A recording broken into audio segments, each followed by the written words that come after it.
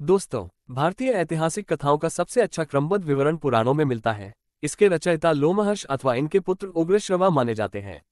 इनकी संख्या 18 है, जिनमें से केवल 5 मत्स्य, वायु, विष्णु, ब्राह्मण एवं भागवत में ही राजाओं की वंशावली पाई जाती है।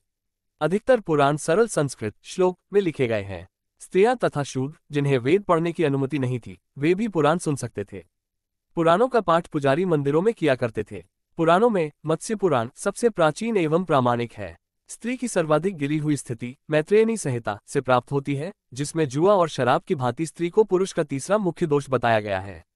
शतपथ ब्राह्मण में स्त्री को पुरुष की अर्धांगिनी कहा गया है।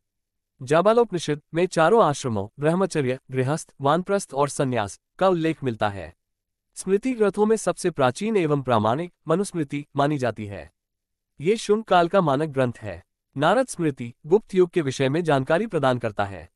जातक में बुद्ध की पूर्वजन्म की कहानी वर्णित है। हीनयान का प्रमुख ग्रंथ कथावस्तु है, जिसमें महात्मा बुद्ध का जीवन चरित अनेक कथानकों के साथ वर्णित है।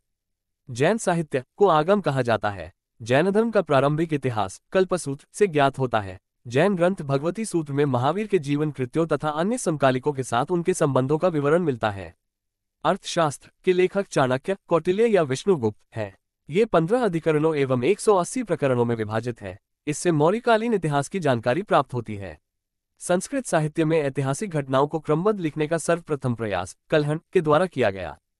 कल्हण द्वारा रचित पुस्तक राजतरंगिणी, जिसमें 8 तरंग है, जिसका संबंध कश्मीर के इतिहास से है। अरबों की सिंध विजय का वृतांत चचनामा लेखक अली अहमद में सुरक्षित है। अष्टाध्यायी संस्कृत भाषा व्याकरण की प्रथम पुस्तक के लेखक पाणिनि है। इससे मौर्य के पहले का इतिहास तथा मौर्ययुगीन राजनीतिक अवस्था की जानकारी प्राप्त होती है। कात्यायन की गागी संहिता एक ज्योतिष ग्रंथ है, फिर भी इसमें भारत पर होने वाले यवन आक्रमण का उल्लेख मिलता है।